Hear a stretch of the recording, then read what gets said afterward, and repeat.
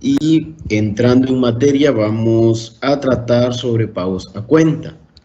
Ok, para iniciar dejaremos en claro los objetivos que buscamos con esta capacitación. En primera instancia es definir los aspectos legales relacionados a los pagos a cuenta, ok, base legal de estos, fechas de pago y las retenciones relacionadas. El pago a cuenta como tal lo vamos a definir, lo vamos a comprender, y el segundo objetivo es ejemplificar situaciones en las que proceden pagos a cuenta según el artículo 22, según el artículo 22A de la Ley del Impuesto sobre Renta. Si bien podríamos observar o creer que son dos objetivos únicamente, que es poco, que la capacitación va a ser rápida, quiero dejar en claro que no ocupamos llenar de texto los objetivos, sino que al final de cuentas los logremos comprender en su totalidad. Entonces estos dos objetivos son los que nos van a permitir tenerlo en claro. Y aún más, podríamos decirlo de esta manera, y es que si logramos comprender lo relacionado a los pagos a cuenta, vamos a estar muy bien en cuanto a la parte tributaria, ya que es algo con lo que nos encontramos año con año. Es una situación en la que nos vemos involucrados todos, ya sea por el hecho de generar pagos a cuenta y de pagarlos, o en la contraparte si hay retenciones y en qué momentos, ok, estos pagos a cuenta, cómo afectan en función de las retenciones. Muy bien. Lo primero es comprender lo que nos dice la ley. En la Ley del Impuesto sobre la Renta nos hace mención que el impuesto sobre la renta, según el artículo 22, está establecido y se va a cobrar tanto a personas naturales y jurídicas que estén domiciliadas en Honduras. El primer inciso es para las personas jurídicas, es decir, las empresas. Van a pagar una tarifa del 25% sobre el total de la renta neta gravable, es decir, la utilidad que tenga en el periodo. Y las personas naturales van a pagar, siempre sean domiciliadas en Honduras, de conformidad a la escala de tabla progresiva. Este punto es importante tenerlo en cuenta, ya que la escala progresiva cambia año con año. Vamos teniendo año con año un aumento, una modificación en la tabla progresiva, un aumento en la base exenta, en la parte que no tiene que pagar impuestos, y por lo tanto, digámoslo de cierta manera, una disminución en el impuesto a pagar. Vamos a ver un ejemplo puntual respecto a eso. Ahora bien, ¿qué nos dice este artículo 22? Bien, nos hace mención que esta escala será ajustada año con año. Desde el 2017 se viene ajustando con mayor frecuencia, digámoslo así, año con año. O sea, anteriormente se modificaba, pero también estaba en análisis, y en algunas ocasiones teníamos 1 o 2 años con modificaciones. Teníamos también situaciones en las que no se modificaba en cada año. Entonces, puntualmente, desde el año 2014 se ha tratado de revisar y de ir modificando en base a la variación interanual de los precios al consumidor. Esto es lo que publica el Banco Central de Honduras, y en base a esos datos la Administración Tributaria hace las valoraciones apropiadas para hacer la corrección, digámoslo de esta manera, para el año siguiente. Ahora bien, en la Ley del Impuesto sobre la Renta, nosotros nos encontramos con lo que son los pagos a cuenta. Literalmente nos los menciona. Tenemos la situación presentada, el artículo como tal que nos hace el hincapié de su existencia o el nacimiento de la existencia de los pagos a cuenta.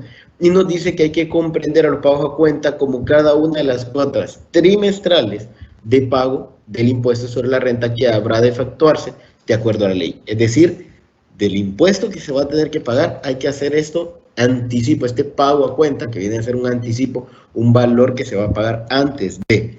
Ahora, las primeras 3 cuotas deberán pagarse en el ejercicio gravable, es decir, durante el periodo fiscal, para decirlo de otra manera. En este momento estamos en el año 2021. El periodo gravable o el ejercicio gravable es el año 2021. Por lo tanto, los pagos a cuenta se deberán realizar a más tardar el 30 de junio, 30 de septiembre y 31 de diciembre, salvo que tengamos una situación eventual y el Congreso Nacional dictamine que se tiene que modificar como ocurrió en el año pasado, pero fue un caso fortuito de fuerza mayor. Ahora bien, la cuarta cuota, es decir, el saldo el saldo entre el impuesto que nos genera la declaración y los anticipos que ya hicimos, se tendrá que pagar a más tardar el 30 de abril del año siguiente. Es decir, estamos en el 2021, terminamos todo el año 2021, ¿cuándo habrá que pagar el impuesto? Lo tenemos que pagar en abril del 2022. En otras palabras, ya transcurrió todo el año 2020, nosotros tenemos desde el 1 de enero hasta el 30 de abril para presentar y pagar el impuesto sobre renta que nos haya causado o generado el año 2020. Reitero, los pagos a cuenta no son una obligación adicional, sino son un anticipo al impuesto que tenemos que pagar. Y ese punto, digámoslo de cierta manera, es el primer detalle que queremos tener claro. Que las personas comprendan a cabalidad que el pago a cuenta no es una obligación o un pago adicional, sino que es un pago dentro de la ley del impuesto sobre renta y por lo tanto que afecta o que disminuye el impuesto que se paga al final. Es un crédito que paga la persona durante el año. Ok, para plantearlo de la siguiente manera, aquí tendríamos que tener un pequeño cambio, pero podría generarnos una confusión. Entonces quiero que lo veamos en este año 2020 y 2021 como que si hubiesen estado dentro de los periodos normales. Es decir, la renta del periodo 2019 se presenta en abril, es esta primera línea. Aquí hablaríamos de enero hasta diciembre. Entonces, nuestra primera línea nos reporta abril. ¿Qué es abril? Bueno, es la fecha límite para presentar la declaración del año 2019. Imaginémonos que alguien no tuvo declaración del 2019, bien, no habrán pagos a cuenta. ¿Por qué? Porque los pagos a cuenta nacen de la declaración anterior. Entonces, esta declaración de abril es la que nos permite a nosotros identificar los valores que vamos a tener que pagar en junio, septiembre y diciembre, como anticipos a la renta del 2020, dentro del año.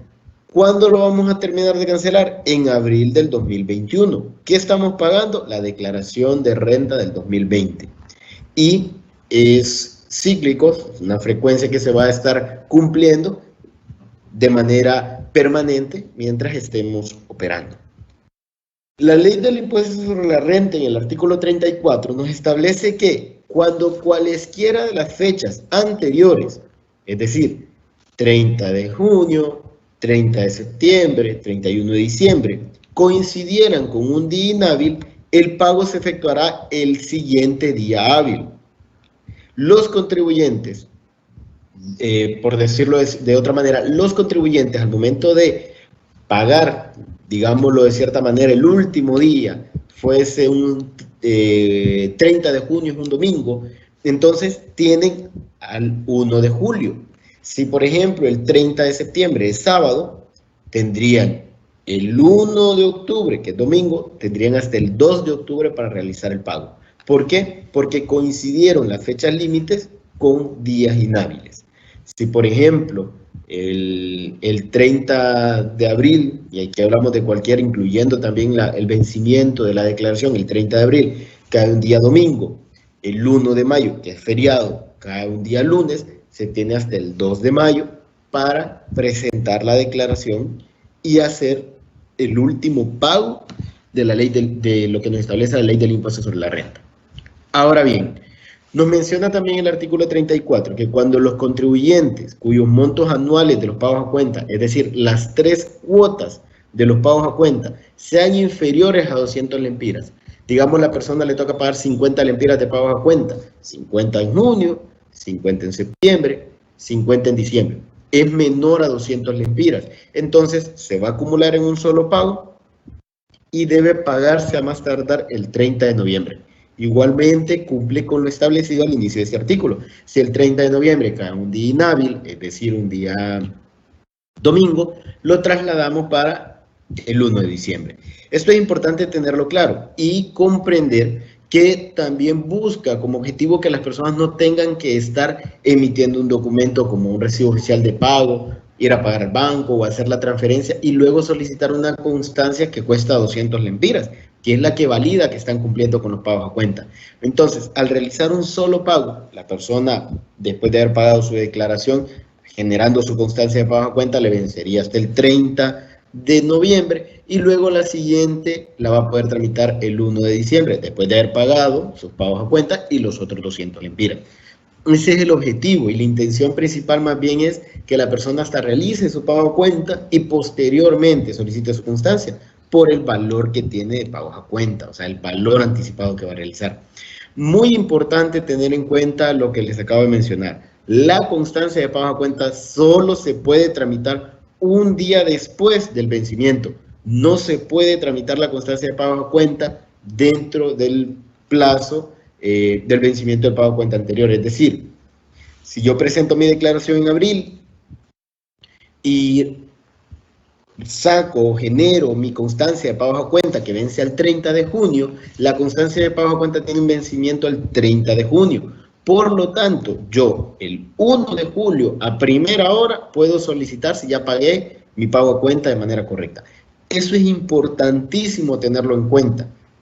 ¿Por qué? Porque si ustedes tramitan su constancia de pagos a cuenta el día 30 de junio, por decirlo así, y no ha vencido la constancia anterior, el sistema no les va a generar una nueva constancia y ni siquiera pueden consultar la constancia ya existente. Es importante tener ese detalle en cuenta porque son aspectos importantes y muy relevantes dentro del proceso que estamos haciendo. Entonces, es importante considerar que estas constancias no se pueden generar, no se pueden emitir antes del vencimiento. Muy bien. Ahora, ¿qué más nos hace mención? Este artículo 34 nos hace mención puntualmente que si el obligado tributario que va a realizar su declaración tiene periodo fiscal especial, es decir, no tiene el periodo normal o el periodo que los obligados tributarios vienen manejando, que es de enero a diciembre, sino que tiene un periodo fiscal especial, tendrá por obligación o por ley contra el beneficio, porque tiene un beneficio de no presentarlo en abril, la declaración de no tener que cerrar en diciembre porque sus operaciones normales no lo permiten. Este artículo nos hace mención puntualmente que la última cuota, es decir, la cuarta cuota, la tendrá que pagar 3 meses siguientes a la fecha de finalización de su periodo especial. Diciéndolo de una manera distinta o para comprenderlo mejor, si el obligado tributario, por ejemplo, tiene su periodo fiscal de, digámoslo de la siguiente manera, tiene su periodo fiscal que termina en el mes de abril, termina su periodo fiscal, es decir, es de mayo a abril, él tendrá 3 meses, mayo, junio y julio, para presentar su declaración y pagar el último valor que le corresponde realizar en función de la declaración de impuestos sobre la renta. Es importante tener este dato o tomarlo en cuenta porque en muchas ocasiones hemos tenido inconvenientes con los obligados tributarios que consideran que tienen los 4 meses para presentar su declaración y pagarla. No, si tiene un periodo fiscal especial, solamente tendrá 3 meses para presentar su declaración y pagar el saldo que tenga.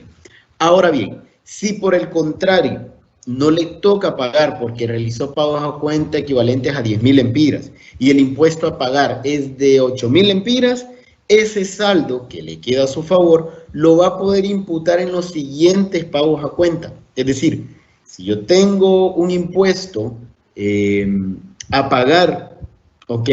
Yo lo debo realizar, si tengo periodo normal, 4 meses después, si tengo periodo especial, 3 meses después, a más tardar.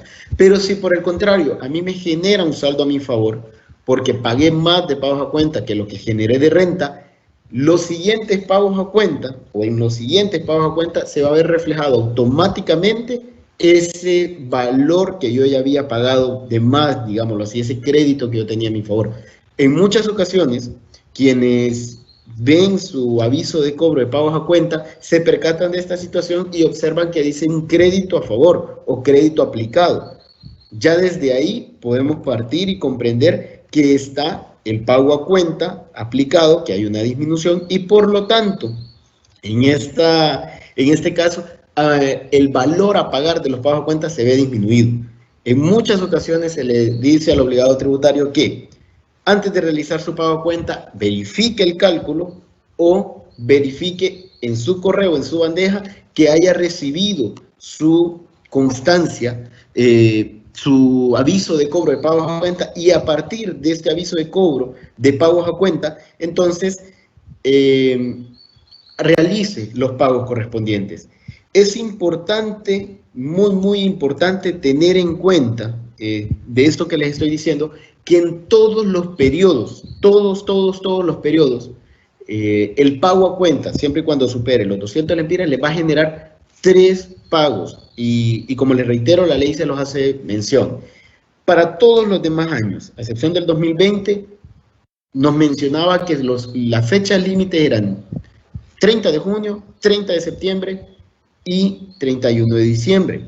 En el año 2020 hubo una modificación por la situación de la pandemia, por la disminución que se dio puntualmente en la actividad económica, y esto orilló a que se modificaran las fechas de pago de los pagos a cuenta. Entonces, ¿qué ocurre? Se realizaron 2 pagos a cuenta en el año 2020 y un pago a cuenta en el año 2021. Los 3 pagos a cuenta corresponden a la declaración del año 2020. Por lo tanto, en la declaración de abril, cuando ustedes le den validar el crédito, les va a considerar los 3 pagos a cuenta que ustedes hicieron, porque es lo que nos establece la ley. 3 pagos a cuenta con los periodos correspondientes, con la separación entre uno y otro. Es importante que tengamos esta información, que lo podamos considerar en vista que no es un interés de la administración tributaria que ustedes como contribuyentes, como obligados tributarios, realicen pagos en exceso, sino que en conocimiento de la ley y en la aplicación de la misma se realicen conforme lo que ésta establece. Vamos a presentar unos ejemplos. A partir de ahorita vamos a empezar a presentar unos ejemplos para que ustedes vayan comprendiendo un poco y observando lo que se presenta.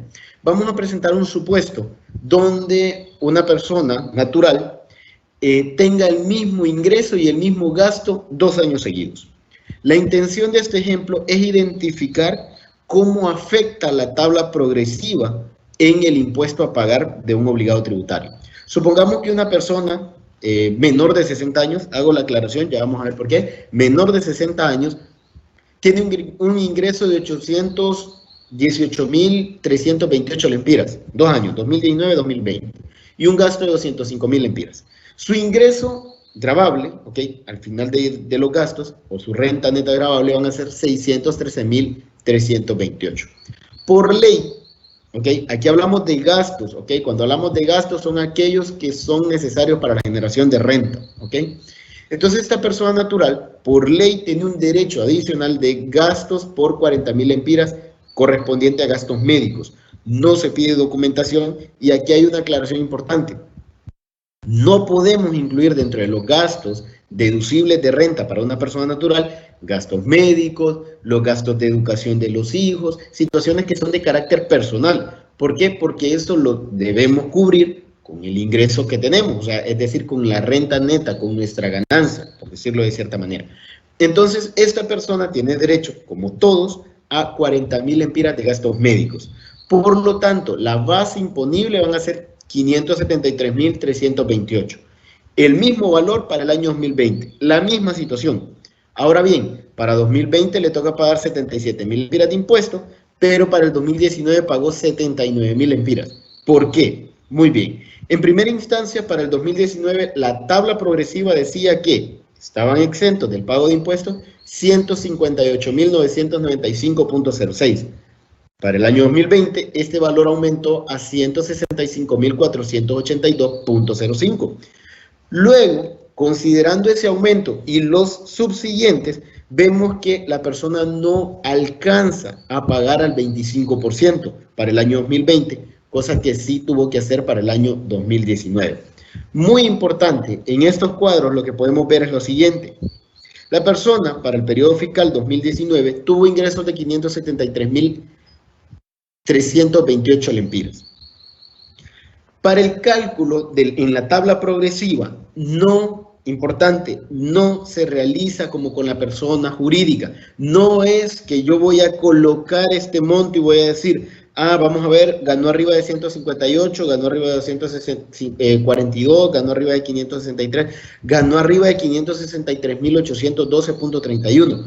No, reitero, no voy a multiplicar el valor de la base imponible por el 25%. Eso no se hace. Se resta el monto hasta menos el monto desde, nos permite saber qué valor o qué monto voy a multiplicar por esa tasa correspondiente.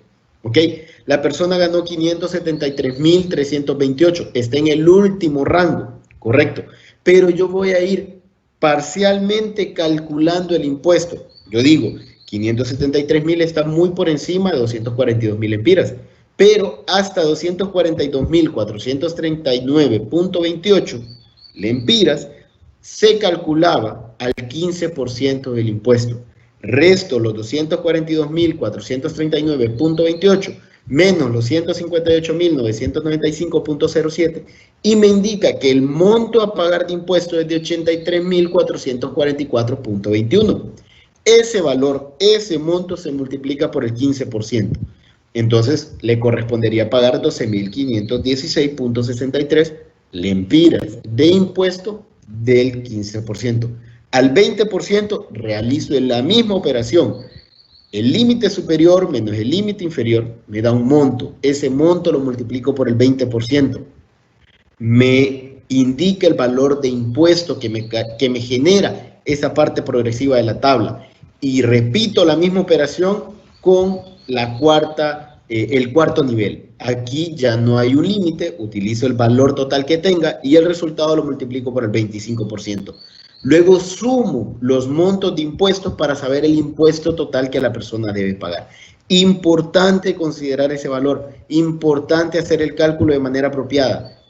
Tenemos esta situación que explicarla, que repetirla, porque a estas alturas tenemos muchas empresas que calculan de manera incorrecta el impuesto sobre renta de sus empleados, ¿ok? Y es importante tener en cuenta que, por ejemplo, si hablamos de un empleado, el único gasto que se va a considerar es que si él, o sea, como dentro de los gastos deducibles, es si él está, además de la aportación que haga de invalidez, vejez y muerte al Seguro Social, si está realizando algún pago de colegio, colegiatura, entiéndase colegiatura profesional, colegio de ingenieros, colegio de peritos, colegio de contadores, ¿ok?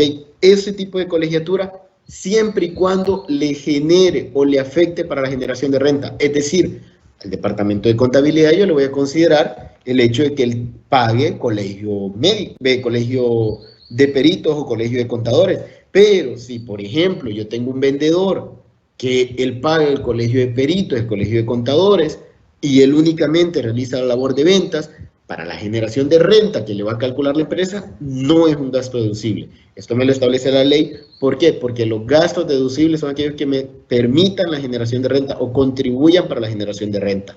El valor que sí van a tener todos indistintamente a lo que se dediquen es la deducción de los 40.000 lempiras de gastos médicos. Esta situación se repite año con año. Yo calculo para el 2020, pero voy a tener un valor distinto. Y el valor es distinto porque la tabla se modifica. Estoy haciendo el ejemplo con los mismos ingresos, los mismos gastos, por lo tanto tendré la misma base imponible. Y por eso les decía, una persona de 40 años, 40, 41 años va a tener siempre el mismo valor de deducciones. En el caso de los gastos médicos. Importante, hacemos el cálculo en función de toda la información que nos proporcione. ¿Por qué estamos haciendo este ejemplo entre 2019 y 2020? Bien, porque es importante que se comprenda el beneficio que nos genera la constancia de pagos a cuenta. Este documento que emitimos una vez realizamos los pagos. ¿Por qué es importante que nosotros hagamos esto? Bien, es importante que nosotros lo hagamos porque si yo hago el cálculo de la persona, veamos esto, 77.226.75. Continuamos el ejemplo. Tenemos una persona que realizó sus pagos a cuenta. ¿Ok? No vamos a hablar de que sea empleado, sino que estamos hablando de que esta persona buscó un contador, el contador le hizo la declaración del 2019, le hizo la declaración del 2020, vimos los gastos que estaban relacionados con la generación de renta. Vemos su declaración del 2020, tiene que pagar 77.226.75. La persona realizó pagos a cuenta. ¿Cuánto le va a tocar pagar? Y vamos a poner el ejemplo puntual, realizó sus pagos a cuenta por X o Y motivo, los realizó en tiempo. Lo realizó en junio porque no estaba seguro si iba a haber un cambio, lo realizó en septiembre, pero el último pago a cuenta, como ya sabía lo que nos establecía la ley, lo pagó hasta el 30 de enero, dentro del plazo por lo establecido en los decretos 33 y 79 del año 2020. Lo pagó dentro del plazo, él va a considerar sus pagos a cuenta. Realizó los 3 pagos a cuenta correspondientes al periodo fiscal 2020, lo rebajamos del impuesto que nos proporciona la declaración o hacemos el proceso de validación de crédito y nos va a indicar, nos va a arrojar este mismo valor. Impuesto a pagar 17.849.13. ¿Hasta cuándo tiene para pagarlo? Bien, tiene para pagarlo hasta el 30 de abril de este año. ¿Ok? Para tomar eso en consideración, para tenerlo en cuenta, tendrá que realizar el pago a más tardar, en este caso del año 2021, sería el viernes 30 de abril del año 2021. No es día inhábil, por lo tanto, no se va a trasladar al siguiente día, no coincide con un día inhábil, en términos de no ser sábado, no ser domingo, no ser una fecha especial, no ser una fecha festiva que genere feriado, por decirlo de esta manera. Ahora bien, ¿qué pasa si esta persona natural no realizó sus pagos a cuenta? En base al ingreso, vamos a considerar que todas las empresas le hicieron retención del 12.5, ¿ok? Le retuvieron del 12.5 todas las empresas. Por lo tanto, tenía que pagar 77.226.75 en abril, porque no quiso realizar pagos a cuenta, pero le retuvieron 102.291. En términos prácticos, le retuvieron más de lo que le tocaba pagar. ¿Qué va a ocurrir? Bien, la diferencia la va a poder considerar en los pagos a cuenta del siguiente año, sí, y va a poder solicitar su constancia de pagos a cuenta. Pero aquí, como toda persona, podríamos decir, esos 25.064.25 lempiras que le quitaron de más, le hubieran servido durante el año, para que tengamos claro la importancia que tiene la constancia de pagos a cuenta. ¿Impuesto a pagar le va a tocar? No, no le va a tocar. ¿Por qué? Porque consignó en la declaración, y este es un aspecto importante, consignen en la declaración si hay retenciones, siempre tienen que pedir su comprobante de retención, lo tienen que sumar para poderlo considerar en la declaración del mes, del año cuando ustedes la estén presentando, que a más tardar tiene que ser en abril. ¿Qué pasa? Si ustedes no consignan las retenciones, ese valor la administración tributaria no lo puede corroborar. ¿Ok? ¿Qué va a ocurrir? Esta persona va a tener que considerar estos 25.000 en los pagos a cuenta para el periodo fiscal 2021. Ahora bien, ¿qué pasa si esta persona no solo le retienen el 12.5, sino que también le retienen el 1%? Bien, lo que ocurre es que a esta persona le van a retener adicionalmente 8.183.28.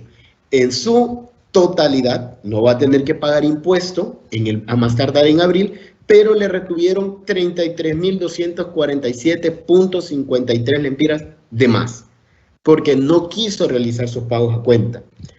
Ahora vamos a poner un escenario todavía más grave, por decirlo de cierta manera. La persona realizó sus pagos a cuenta, pero no solicitó su constancia y por lo tanto le retuvieron 102.291 del 12.5 y 8.113.28 del 1%.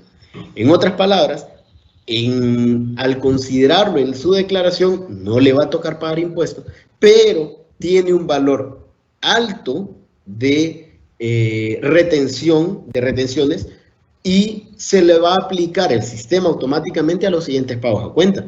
Pero estamos hablando que esta persona pagó o le retuvieron alrededor de 80 o 90 mil empiras de más. Es decir, es un dinero que no percibió literalmente, que no lo tuvo en sus manos o en sus cuentas durante el 2020. ¿Por qué? Porque aunque pagó sus pagos a cuenta, nunca solicitó la constancia, no lo percibió como una necesidad o no comprendió la importancia de la constancia de pagos a cuenta.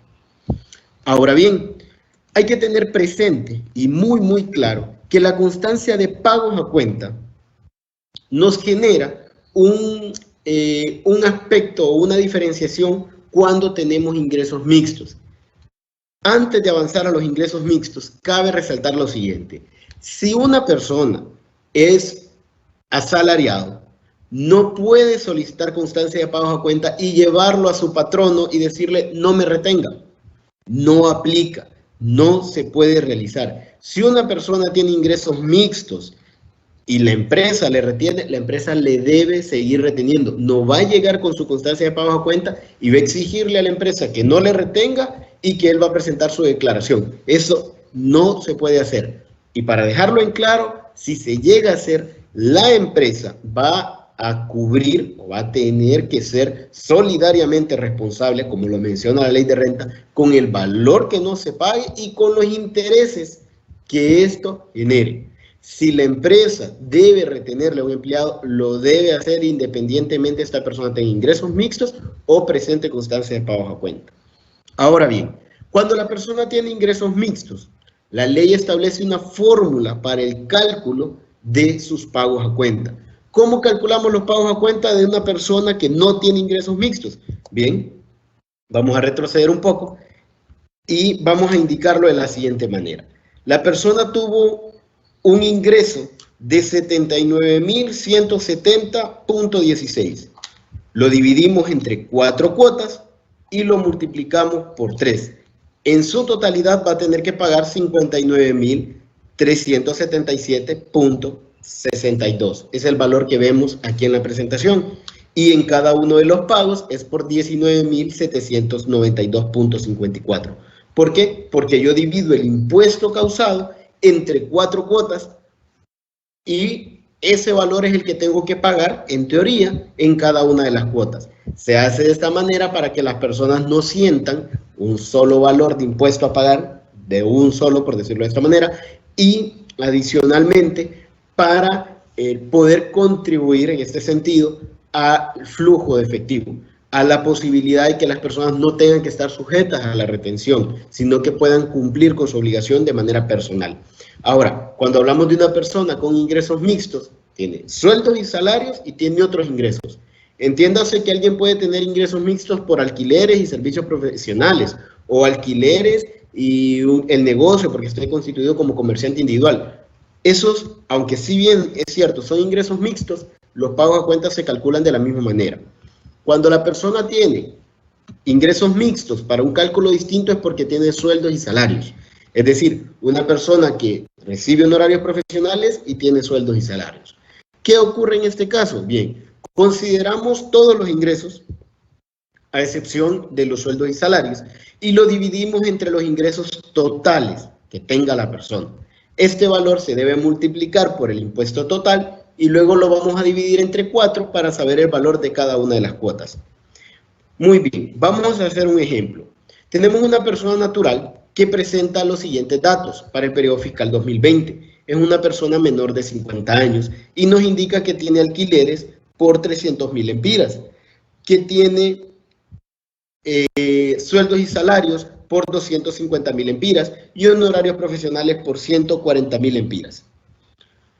Sus ingresos totales son 690.000 empiras. Los gastos deducibles son 298.000 y por lo tanto su base gravable son 392.000 empiras. El impuesto causado son 35.912.50. De este impuesto que está causado, una parte lo retuvo obviamente la empresa. Entonces, ¿qué va a ocurrir? La persona va a realizar sus pagos a cuenta en función de los alquileres y los honorarios profesionales que tengan. ¿Qué ocurre? Consideramos esta suma de alquiler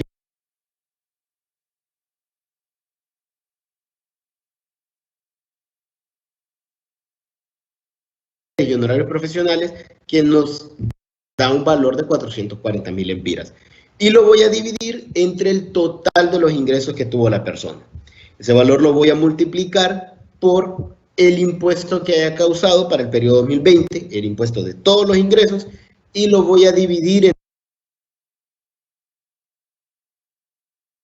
entre 4, es decir, la cantidad de cuotas que hay. ¿Cuánto le va a tocar pagar a la persona? Le toca pagar 5.725.18. Si no realizamos este proceso de manera correcta, estaríamos obligando a la persona a que en cada cuota pague 8.978.13 lempiras.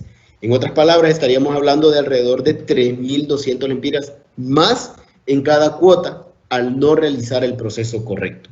Es importante tomarlo en cuenta y tenerlo presente al momento de realizar esta operación. Ahora bien, la ley de renta nos establece que existe un proceso en base a la ganancia, pero si una persona natural o jurídica tuvo ingresos superiores a los 1.000 millones, el cálculo es distinto. El artículo 22A nos establece que el cálculo del impuesto sobre la renta y su pago a cuenta correspondiente al periodo fiscal 2020 y subsiguientes deberán realizarse con las siguientes reglas. Primero, las personas naturales o jurídicas que hayan obtenido ingresos brutos iguales o inferiores a 1.000 millones de lempiras en el periodo fiscal anterior no estarán sujetos a lo que establezca el 22A, sino que tendrán que hacer el cálculo del impuesto y de los pagos a cuenta en base a lo establecido en el artículo 22 del impuesto sobre la renta. Ahora bien, quienes tengan ingresos mayores a los 1.000 millones, se debe calcular este valor, es decir, el 1% de estos 1.000 millones, y luego compararlo con lo establecido en los literales A o B, según corresponda, A si es persona jurídica, B si es persona natural, para identificar cuál es mayor. Y tendrá que pagar el que genere mayor impuesto. En otras palabras, se calcula el 1% de los ingresos cuando son mayores a 1.000 millones y calculamos, en el caso de empresa, el 25% de la renta o, en el caso de la persona natural, en base a la tabla progresiva y los comparamos. Va a pagar el que sea mayor de estos dos. La tasa se reduce al 0.5% para los sectores de producción, distribución o comercialización de cemento, acero y sus derivados para la construcción. Esto no incluye la venta de chatarra o actividad de la industria minera. Servicios públicos prestados por empresas estatales, los medicamentos y productos farmacéuticos para uso humano a nivel productor, importador o comercializador. El sector o industria de panadería, producción, comercialización o exportación de café. Adicionalmente, las personas naturales que obtengan ingresos provenientes de sueldos y salarios, la prensa escrita y las empresas durante los primeros 2 años de constitución o en periodo preoperativo, es decir, hasta cuando den inicio a su primera transacción de venta al comercio. Las personas naturales o jurídicas que incurran en pérdida por caso fortuito o fuerza mayor derivadas de desastres naturales, catástrofes, guerras, estados de excepción, debidamente acreditable a la administración tributaria o ante la administración tributaria hasta 2 ejercicios fiscales desde que ocurran. Aquella pérdida deberá ser certificada por el colegio profesional respectivo, quedando sujeta a fiscalización posterior. Y las personas naturales o jurídicas que obtengan ingresos por producción, venta y distribución del petróleo y sus derivados. Para ejemplificar de mejor manera esta situación, tenemos un caso con ingresos mayores a 1.000 millones. Una empresa que tenga ingresos de 1.050 millones y deducciones de 1.018 millones. Para el impuesto sobre la renta tiene 32 millones de renta gravable. Según el artículo 22 tendría que pagar 8 millones de impuesto.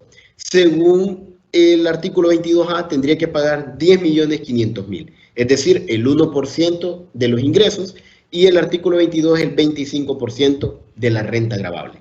¿Qué le tocará pagar? Bien, le tocará pagar el impuesto que es mayor, que es el 22A, o en base al 22A, y le generaremos pagos a cuenta en base al impuesto que le toca, que causó en base al 22A.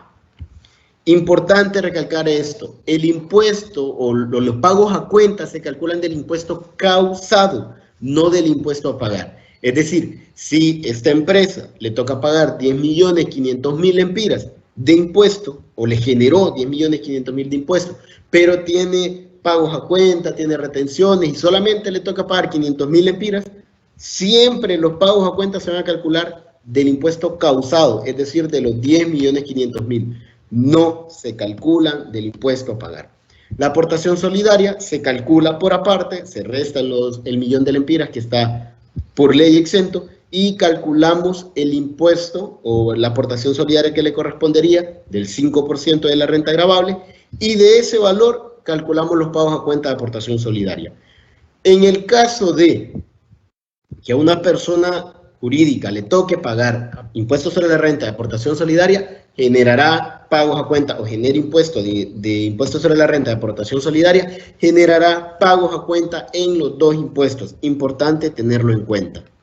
Ahora bien, ¿qué pasa si siempre tiene ingresos arriba de 1.000 millones, pero en este caso sus deducciones son un poco menor? Tiene un impuesto causado, según el artículo 22A, de 10.750.000 y según el 22A, 10.500.000. ¿Qué le va a tocar pagar? Le va a tocar pagar en base al artículo 22A. Es en base a ese artículo que le tocaría realizar el pago de impuesto. Ese es el impuesto causado. Y teniendo en cuenta ese impuesto causado, le calculamos los pagos a cuenta. Ya no calculamos en base al artículo 22A porque sencillamente es menor que el cálculo del artículo 22. Igualmente hacemos el cálculo de la aportación solidaria y lo calculamos en base al 5% que nos haya generado. Es importante tener en cuenta que la ley de impuestos sobre la renta establece en el artículo 50 que cuando el contribuyente deja de pagar su impuesto dentro de los plazos establecidos por ley, el Servicio de Administración de Renta podrá ordenar a cualquier persona u oficina pagadora, pública o privada, que tenga que hacer pago o pagos a tal contribuyente, retener una cantidad igual al impuesto adeudado más el recargo e intereses que establece la ley. ¿Qué pasa en este sentido? Todos los valores que se adeuden, la administración tributaria puede colocar a un tercero a retenérselo a quien lo debe. Es importante tener eso en cuenta. Ahora bien, como les mencionaba, ¿a qué nos referimos con la retención del 12.5? Bien, el artículo 50 nos establece que las personas jurídicas deberán enterar al fisco el 12.5%. ¿Ok? Las personas jurídicas deberán retener y enterar al fisco el 12.5% de los pagos que realicen, importante este detalle, que realicen a personas naturales o jurídicas en concepto de honorarios profesionales, dietas, comisiones, gratificaciones, bonificaciones y remuneraciones por servicio técnico. Se exceptúa de esta disposición los pagos efectuados bajo contrato de trabajo, es decir, quienes son empleados no se les puede retener el 12.5, sino que se realiza según la tabla progresiva. Importante tomar esto en cuenta y para este tema puntualmente nosotros tenemos una capacitación por aparte que se da en cuanto a las retenciones. Es importante tomarlo en cuenta de por qué les van a retener el 12.5. Estos conceptos, si ustedes son personas naturales o jurídicas y se los prestan a una persona jurídica y ustedes no realizan pagos a cuenta o no tienen la constancia, están sujetos a la retención del 12.5. Adicionalmente, estas retenciones tienen el concepto de ser anticipos y por lo tanto deben ser enteradas por quien retiene a más tardar dentro de los 10 días siguientes. Y dichas retenciones no son aplicables a quien esté sujeto al régimen de pagos a cuenta. Quien haya pagado, quien esté pagando, quien esté al día y tenga su constancia de pagos a cuenta. Ahora, el decreto 17/2010 nos establece que las personas naturales o jurídicas, a diferencia del 12.5, que solo lo pueden hacer personas jurídicas, el 1% lo pueden retener personas naturales o jurídicas que tengan ventas superiores a los 15 millones de lempiras. Deben retener a sus proveedores, a todos los proveedores que tengan que no estén sujetos al sistema de pagos a cuenta, el 1% en concepto de anticipo al impuesto sobre renta, activo neto del que sea mayor. Eso ya lo va a determinar a quien le retuvieron al presentar su declaración. Importante tener en cuenta que el decreto 96/2012 establece que las personas naturales o jurídicas durante periodos fiscales no prescritos, que en 2 de ellos hayan tenido pérdida de operaciones consecutivas o alternas, y que en el último periodo fiscal, es decir, en un tercer periodo, tengan pérdida y tengan ingresos iguales o superiores a los 100 millones de lempiras, estarán sujetas al pago del anticipo del 1% en concepto de impuesto sobre la renta, y se calcula en base a los ingresos declarados. Importante comprender que la declaración tiene campos, la declaración de impuesto sobre renta tiene campos separados de la retención del 1% y del pago anticipo al impuesto sobre la renta activo neto, ¿ok? Son dos cosas diferentes. Una es retención, que está contigua a la casilla de la retención del 12.5, y la otra es pago anticipo del 1%. Son dos conceptos diferentes de los cuales casi siempre encontramos en todos los años una buena cantidad de errores y que es importante saberlos identificar y diferenciar. Retención es cuando alguien más del pago me quita un valor para pagarlo al Estado, y el pago del 1% es cuando yo he tenido pérdidas en 2 años, tengo un tercer año con pérdida y tengo que pagar este anticipo que es similar al pago a cuenta. Ahora, ¿quiénes no están sujetos a este pago del 1% como anticipo? Bien, se exceptúan del 1% las personas naturales o jurídicas, perdón, naturales y jurídicas en etapa preoperativa, periodo máximo de hasta 5 años, que tuvieron pérdidas operativas originadas por caso fortuito o fuerza mayor, que deben llevar la documentación a la administración tributaria y obtener la resolución para no tener que realizar estos pagos. Los autorizados por el Servicio de Administración de Rentas para hacer arrastre de pérdidas, que este es un derecho que nos establece el artículo 20, los que causaron impuesto en el último periodo fiscal, es decir, los que están sujetos al pago a cuenta, y los que establece el artículo 7 de la Ley del Impuesto sobre la Renta, y los exonerados por las leyes a este tributo o cualquier otro decreto especial. Notas importantes de las situaciones que nosotros comúnmente nos encontramos, y esto es importante para la administración hacérselo saber, y es que en primera instancia, siempre que tengan utilidad, es decir, van a causar impuestos, siempre que tengan utilidad como persona jurídica, van a realizar pago a cuenta. Siempre que causen impuestos, van a generar pagos a cuenta si son personas naturales. En resumen, siempre que causemos impuesto, siempre que se cause impuesto, habrán pagos a cuenta. Al momento de realizar los pagos a cuenta, se deben hacer en concepto 5, ya sea impuesto sobre renta o aportación solidaria. Impuesto sobre la renta, persona natural, código 102, persona jurídica, código 101, aportación solidaria, ambos tienen el código 409. El concepto de pago es 5. Concepto de pago 1 es el que se utiliza para la declaración, al momento en que ustedes pagan la declaración. Concepto de pago 5 es para el pago a cuenta. Las personas que solamente devengan sueldos y salarios no producen, no generan pagos a cuenta, no pueden solicitar constancia de pagos a cuenta. El no pago a la fecha de vencimiento genera un interés del 3% mensual. Importante tomar en cuenta que no causa multa el no pago del impuesto del pago a cuenta. El no pago, no presentar genera multas. El no pago genera interés del 3%. Y todos los pagos a cuenta se deben hacer con el periodo anual al que corresponde. Es decir, si yo estoy pagando para el periodo fiscal 2020-01, yo voy a colocar 2020-01. Siempre se coloca el periodo anual, no se coloca el mes en el que se están pagando los pagos a cuenta, porque es un solo tributo en todo el año. Por eso se consigna como 01. Todo el año aporta al impuesto sobre la renta. Entonces, por ejemplo, Los pagos a cuenta del periodo 2020 se pagan como 2020-01. Para este ejercicio fiscal 2021, los pagos a cuenta se tendrán que realizar con periodo 2021-01, los 3 pagos a cuenta, y con concepto 5. Esto es toda la parte de la presentación. Abogada, no sé si tenemos consultas de parte de los asistentes.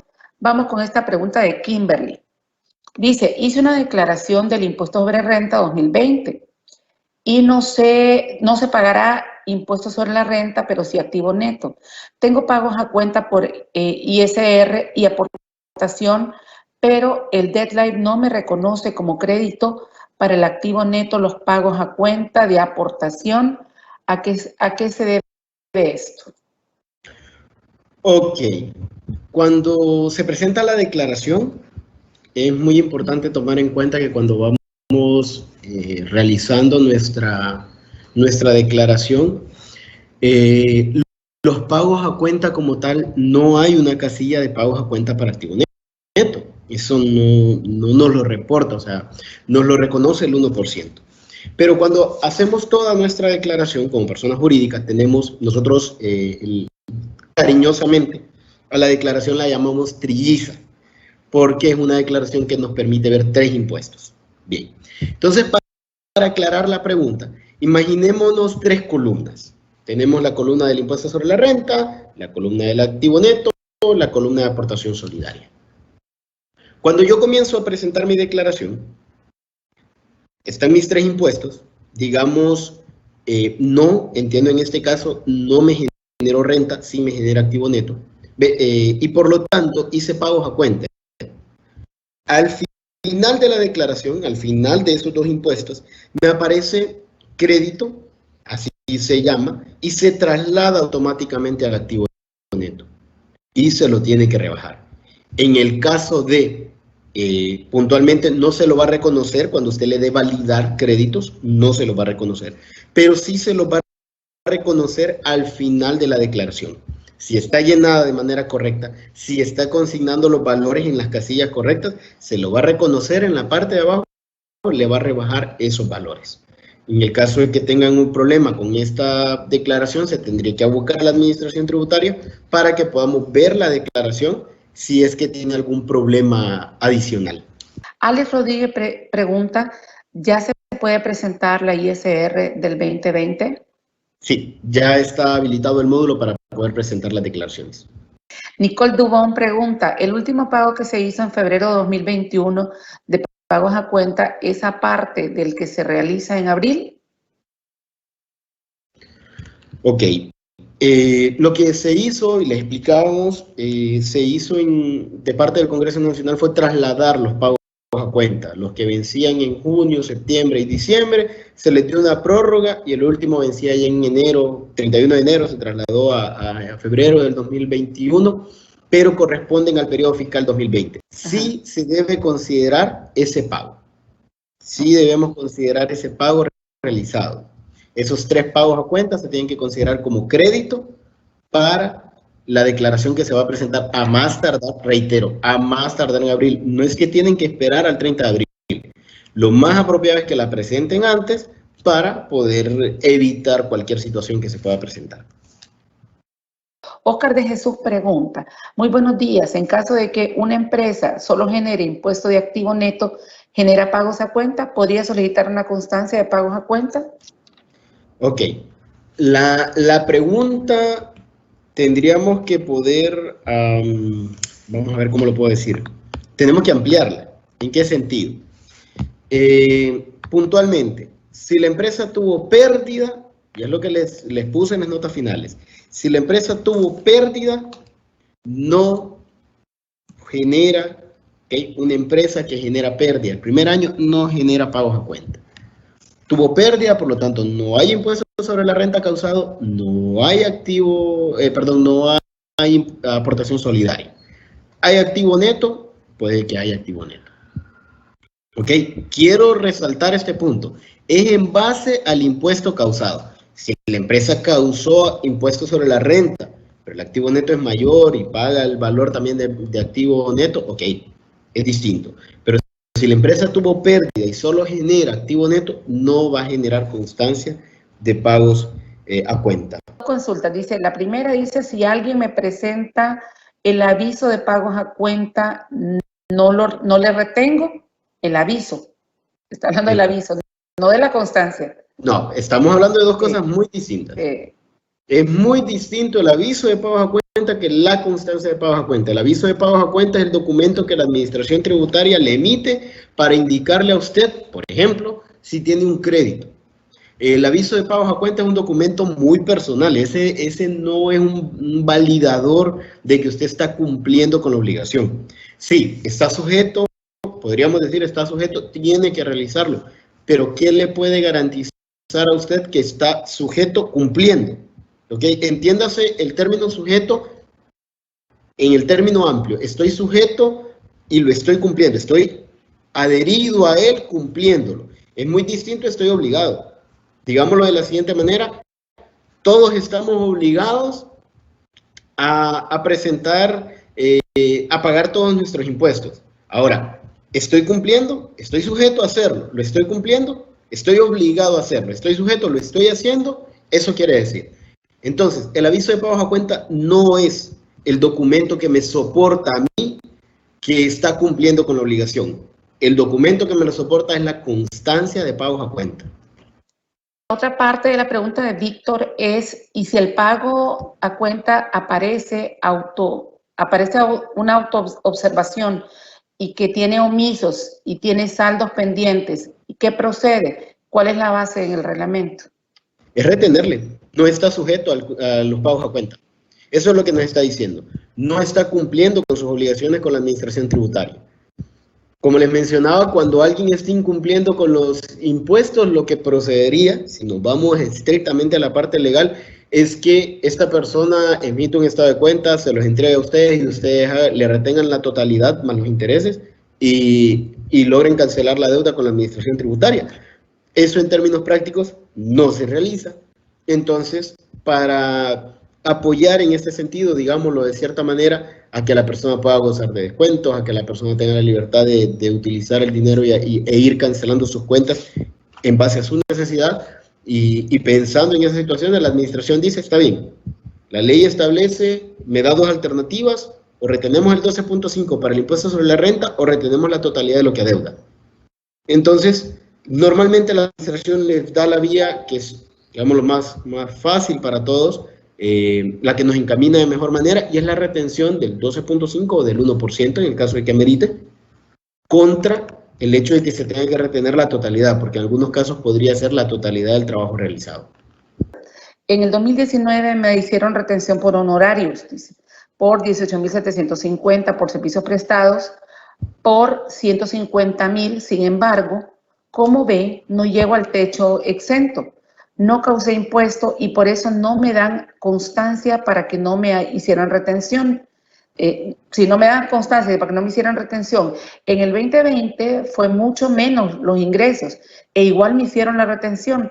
¿Cómo le hago para que no me sigan haciendo la retención y recuperar ese valor que ya me dedujeron? La empresa para la que trabajo no nos tiene como empleados, sino como independientes. No tenemos ningún derecho y encima nos hace la deducción. Mucho agradeceré, me puede dar una luz para cómo resolver esto. Muy bien. En este caso, lastimosamente, no le tengo una respuesta para el hecho de que ya no le retengan. Esa parte sí, la ley lo establece, es bien estricta, digámoslo. Quizás la única alternativa que yo le podría plantear es que el servicio que usted le brinda a la empresa tal vez pudiera conseguir más clientes para superar el techo. Ahora bien, con lo que ya le retuvieron, y aquí es donde sí le puedo dar una luz, es que usted puede solicitar la devolución de ese dinero. Contrario a lo que muchas personas consideran o creen, el proceso de devolución no es un proceso de años en la administración tributaria. Lo único que la administración sí requiere es la entrega de los comprobantes, ¿ok? Es decir, se le va a pedir que la declaración esté presentada y se le va a pedir, en algunos casos se puede pedir que la declaración esté presentada cuando supera el techo, en otros casos no se pide que la declaración esté presentada, siempre y cuando usted pueda demostrar que no supere ese valor. Por ejemplo, si usted tiene su talonario y en su talonario suman exactamente, como nos menciona, 150.000 empiras, usted lo presenta a la administración tributaria, las respectivas copias, los comprobantes originales, porque eso sí lo tiene que presentar, los comprobantes de retención originales, y se hace la revisión para proceder con la devolución. Esta devolución luego se traslada a finanzas para que le hagan la entrega del dinero. Esto quiero dejarlo en claro porque si la persona está por debajo de la base y por lo tanto no tiene que presentar la declaración, se le piden los comprobantes. Se le piden los comprobantes que demuestren el ingreso que tiene, demuestren que está por debajo y que por lo tanto toda la retención que le hicieron corresponde a que sea devuelta. Entonces, puntualmente, la única forma que no haya retención de parte de ellos es que usted pudiera tener un ingreso mayor, generar impuesto y generar constancia de pagos a cuenta. Ahora, para lo que ya le retuvieron, puede solicitar la devolución. Lastimosamente, en este momento nos encontramos con los plazos suspendidos, por lo que el proceso de devolución tendríamos que ver si está en línea para que lo pueda ingresar, si no, esperar a que se suspenda la suspensión de plazos, valga la redundancia, pero mientras tanto, ir buscando todos los comprobantes de retención y los comprobantes que usted le entregó a la empresa para poderlo presentar a la administración tributaria. Si no estoy equivocado, la devolución sí está como proceso en línea para que lo puedan realizar. La devolución de impuestos sobre la renta. En el 2020, el SAR me generó automáticamente pagos a cuenta porque tengo ingresos mixtos por honorarios y sueldos mixtos. Por temas de pandemia, en el 2020 pasé a ser un empleado con retención a la fuente exclusivamente. ¿En qué quedan los créditos que tenía en 2019 aplicados en el 2020? Y mis pagos a cuenta 2020 que ya pagué y estoy pagando por una renta que no tuve, ¿puedo cancelar mis pagos a cuenta? Puede presentar su declaración. Presenta su declaración literalmente. Si no hubieron ingresos por más que sueldos y salarios, pues la declaración ya no le va a generar pagos a cuenta. Si hubieron, le va a generar ese crédito. Y en el caso de que usted no vaya a operar como profesional independiente, va a poder solicitar la devolución del excedente. Ahora, en el caso de que existe la posibilidad de volver a operar como profesional independiente, ese crédito le va a servir. Eso sí es importante tenerlo en cuenta, que ese crédito a usted no es que lo pierda, lo va a tener a su favor y se va a seguir arrastrando en la medida que sea necesario. Pregunta a otro participante. Buen día, disculpe, acláreme por favor, una persona que es asalariada a título personal debe realizar su declaración de renta a título personal, aunque ya haya sido sujeto de retención por ley. Por favor, bueno, esta es la pregunta que estaba haciendo, pero ya se explicó, creo yo, ¿verdad? Ya entendí, o sea, sí, ya ampliamente dijo el licenciado Alexander, ¿verdad? Aquí es el patrono quien está obligado a hacer la retención.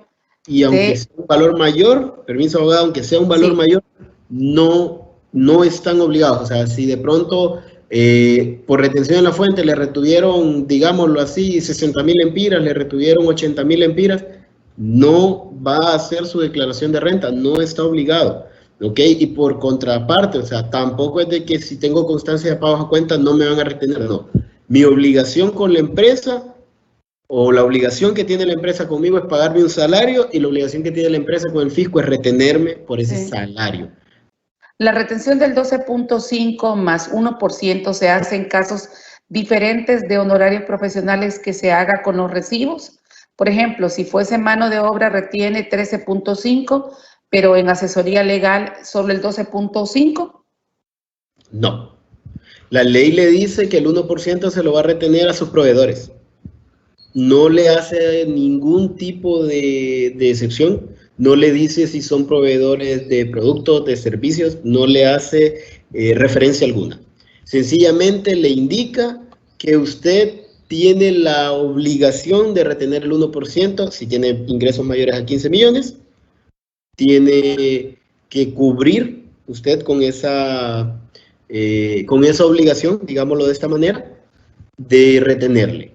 Si de pronto, quiero dejar en claro esto, si yo estoy comprando un producto, digamos estoy comprando calculadoras, y mi proveedor me da una factura y me dice, mire, son 10.000 lempiras por las calculadoras, yo tengo ingresos arriba de 15 millones, y le digo, ok, su constancia de pago a cuenta no tengo, yo le voy a retener solamente el 1%, porque es un proveedor. Ahora, imaginémonos el caso, como usted plantea, es un abogado. Viene el abogado y me dice, mire, aquí está, son 5.000 lempiras. Ok, su constancia de pago a cuenta no lo tengo. Bien, le voy a retener el 12.5 porque es un honorario y le voy a retener el 1% porque tengo ingresos arriba de 15 millones. La retención del 12.5 nos dice cuáles son los parámetros y la del 1% también nos indica. Y en la del 1%, la única limitante que hay es que los ingresos de quien va a retener tienen que ser arriba de 15 millones. De ahí para allá le voy a retener a todos. Primero, ya ahí sería un parámetro que ustedes tendrían que tener definido si el contador se la va a estar entregando. Si le va a cobrar los 200 lempiras, usted se los transfiere para que él emita su constancia. Pero igualmente usted puede validar si los pagos están hechos. ¿Dónde lo puede validar? Bien, lo puede validar en dos lugares. Primero, en el aviso de pagos a cuenta, usted puede ver si se le generó aviso de pagos a cuenta y al actualizarlo o al recibir cada aviso de pago a cuenta le aparece ya con los valores que ha aportado. Y lo segundo, en la oficina virtual hay un espacio donde dice cuenta corriente y a usted le aparecen saldos vencidos y saldos no vencidos. Si en los saldos vencidos usted tiene ahí, valga la redundancia, valores o saldos, es porque no han hecho los pagos a cuenta. Si le aparecen saldos no vencidos es porque hay valores que todavía no han vencido, como su nombre lo indica, y están pendientes. A esta fecha ya no hay pagos a cuenta que estén pendientes de vencer. Entonces ya tendría que tenerla. Y su constancia de pagos a cuenta la genera realizando un pago de 200 lempiras en concepto, bueno, el código de impuestos 156, concepto 1, y luego lo solicita en la página del SAR. Es muy fácil de solicitar, solo ocupa el número del recibo con el que haya hecho el pago. Si lo hizo en banco, tiene que esperar de 2 a 3 días. Si lo hace en línea, es inmediato. El número de la declaración y su RTN. Eso es todo lo que ocupa para que le genere su constancia de pagos a cuenta. ¿Qué puede hacer una persona que por efecto de los 350.000 quede exenta para hacer pagos a cuenta, para que no le retengan? Aquí el detalle sería si estamos hablando de, tendría que ser un profesional independiente. Si es un profesional independiente y no supera con respecto al beneficio fiscal, le van a retener. Ahí sí no hay algo que le podamos decir. No hay un documento o algo que se extienda para indicar de que una persona arriba de 65 años no está sujeto a la retención. En términos prácticos, lo único que va a poder hacer es que una vez termine el periodo fiscal, importante, termine el periodo fiscal, es decir, si cumple 65 años, los cumplió en 2020, ya terminó el periodo fiscal 2020, ya presentó su declaración y mostró los valores que tiene, él puede solicitar su constancia de su devolución. Si es correspondiente al 2021, tiene que esperar a que termine el periodo fiscal 2021 para solicitar la devolución. Bueno, como para ampliar también este detalle, hay situaciones donde no vamos a tener constancia de pagos a cuenta. La primera es que no generemos, ¿okay? No causemos impuestos. Y con ello hay que comprender que el primer año, el primer periodo fiscal que tenemos, no tenemos constancia de pagos a cuenta. Es decir, si yo constituyo una empresa, hoy que estamos en 25 de febrero, todo el año 2021 yo no voy a tener constancia de pagos a cuenta, porque es mi primer año de operación. Y la constancia de pagos a cuenta, o en su defecto los pagos a cuenta, nacen del impuesto causado en el periodo fiscal anterior. Como no hay un impuesto de periodo anterior, no va a haber un pago a cuenta. Entonces es importante tenerlo en cuenta. ¿Por qué? Porque si no hay un impuesto causado, ya sea porque la empresa viene empezando, porque tuve ingresos menores, porque tuve un beneficio adicional y me dejan un techo mayor, no voy a generar pagos a cuenta, no voy a generar impuestos, y al no generar impuestos no genero pagos a cuenta. Cerré con crédito fiscal y este excede o cubre los pagos a cuenta. ¿Puedo solicitar la constancia? Claro. Y en este sentido, si usted es del año 2020, vamos a suponer que es la del año 2020 y corresponde a los pagos a cuenta del 2021 que los cubre por completo, Cuando usted solicita su constancia de pagos a cuenta, le va a generar, y lo va a poder leer, que dice, con vencimiento al 30 de abril del 2022, porque ya están cubiertos, o sea, usted ya presentó su declaración, si ya venció, eso es importante tener en cuenta, si ya venció su constancia, o sea, si usted no tenía una constancia, digamos, comenzó a operar en 2020, y generó, la retención que le hicieron fue mayor que los pagos a cuenta y el impuesto que generó ahorita. Y para 2021 los pagos a cuenta de junio, septiembre y diciembre los cubre, su constancia de pagos a cuenta va a tener vigencias del 30 de abril del 2022. Lo único que tienen que hacer es sacar copias de esa constancia y entregarla junto con cada factura o recibo que entregue. Si soy socia de una empresa que me retiene, mi techo, dice, mi techo es bajo por los momentos, pero me quitan bastante retención. ¿Puedo someterme a los pagos a cuenta para gozar del beneficio? No sé si comprendió bien la pregunta porque está un poco... Sí, lo que pasa es que creo, comprendo la pregunta, pero lo que pasa es que estoy comprendiendo que hay un error. ¿Por qué? Porque siendo socio es muy distinto a tener salarios. Eso hay que tenerlo claro. ¿Ok? Yo puedo ser socio y yo lo que estoy es recibiendo dividendos. Si yo estoy recibiendo dividendos, me tienen que hacer la retención del 10%. Eso me lo establece la ley. Yo como socio recibo dividendos y de cada dividendo que estoy recibiendo, el 10% lo tiene que retener la empresa. Ahora, por otro lado, si en todo caso lo que ocurre es que como socia tiene un salario definido, habría que revisar si en efecto le están haciendo el cálculo correcto. Pero si como socia está recibiendo un salario, prácticamente además de ser socia viene siendo empleada y la obligación de la empresa es hacer la retención. Cuando una empresa retiene asalariados, ¿está obligada la empresa a presentar la declaración del ICR? Pues eso por supuesto que sí, ¿verdad? De la empresa, pero no de los empleados. Sí, ajá. Los empleados no presentan declaración. Aquí dice, no, cuando una empresa retiene asalariados, está obligada la empresa a presentar la declaración, ¿verdad? Ok, vamos a aclarar algo. Del ISR. No entiendo yo si está preguntando por los empleados o por la empresa. Exacto, creo que está mal formulada la pregunta, pero voy a responder a las alternativas que me ocurren. La primera, la empresa debe declarar impuestos sobre renta de la empresa siempre. Luego, de los empleados no va a declarar impuestos sobre la renta. Va a declarar una declaración puntual que se llama retención en la fuente, que es determinativa. Es decir, ahí dice qué valor, cuánto pagó de salarios en el mes y cuánto fue el valor de impuestos que retuvo.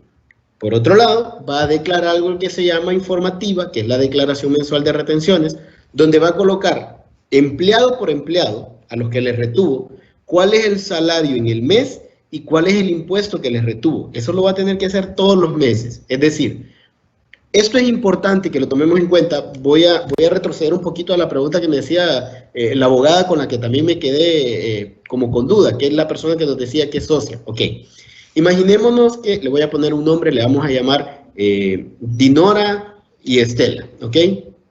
Dinora viene y dice, ok, yo soy la de recursos humanos y le estoy reteniendo a Estela, pero me doy cuenta que quien estaba antes en este puesto les retuvo mal, les retenía mal, les retenía de más.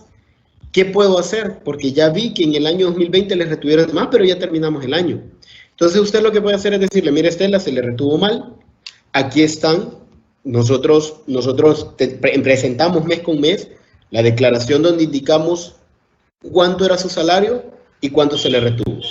Le vamos a emitir una constancia como empresa, donde le indicamos, un comprobante de retención, pero le emitimos una constancia, donde le decimos nosotros, empresa tal, con RTN tal, hacemos constar que la persona le pone el nombre, el RTN, nombre completo, número de identidad, y le indica de qué periodos ha trabajado, los salarios que tuvo y el impuesto que se le retuvo. ¿Para qué? Para que pueda solicitar la devolución.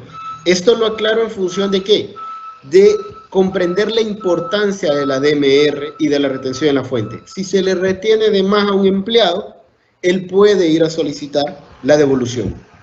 Ahora, esa es la obligación de la empresa. La empresa va a declarar una declaración mensual de retenciones y una declaración de retención en la fuente, donde nos va a indicar a la administración tributaria a quién le retuvo, cuánto y por qué. Eso nos va a servir a nosotros si es la persona que hacerle devolución. es para que vayamos comprendiendo el porqué de la obligación. Si, por ejemplo, como nos mencionaba la persona anteriormente, es socia de la empresa, pero también es empleada, pero la empresa le ha estado reteniendo, gracias a la DMR va a poder solicitar la devolución de eso que le retuvieron de más. Una persona que tuvo ingresos el 2020, pero hasta este año pidió talonarios, puede presentar declaración de ISR y obtener constancia de pactas, pues, ¿verdad? En este caso, si los ingresos fueron por sueldos y salarios, no le va a generar constancia de pagos a cuenta. Eso sí es importante tenerlo en cuenta. Sí me gustaría, licenciado Alexander, que pues finalizáramos esta jornada con algunas recomendaciones que usted tiene para nuestros oyentes, más que todo con respecto a esto de los pagos a cuenta, ¿verdad? ¿Qué cosas importantes tienen que tomar ellos en cuenta para poder cumplir con esta obligación? Ok. El primer detalle que les voy a recordar es, si no causamos impuesto sobre renta, aportación solidaria, no generamos pagos a cuenta.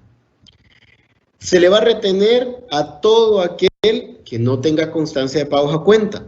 Importante, el 12.5 nos menciona la ley cuáles son el tipo de proveedor al que nosotros le vamos a retener, y el 1% lo retenemos solo si tenemos ingresos arriba de 15 millones y lo retenemos a todos, ¿ok?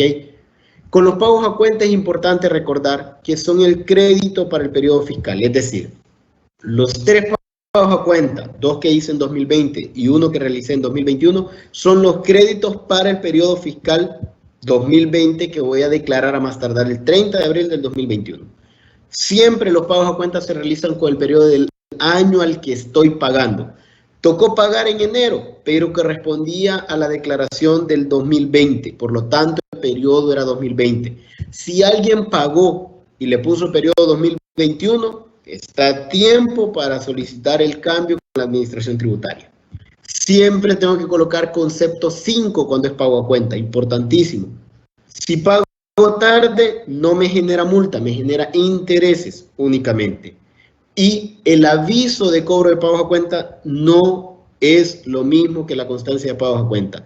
No puedo aceptar una constancia de pagos a cuenta, por ejemplo, y esto es importante tenerlo en cuenta, no voy a aceptar una constancia de pagos a cuenta con una factura que me emitió en febrero del 2021 con una constancia de pagos a cuenta que decía que venció en junio del 2020.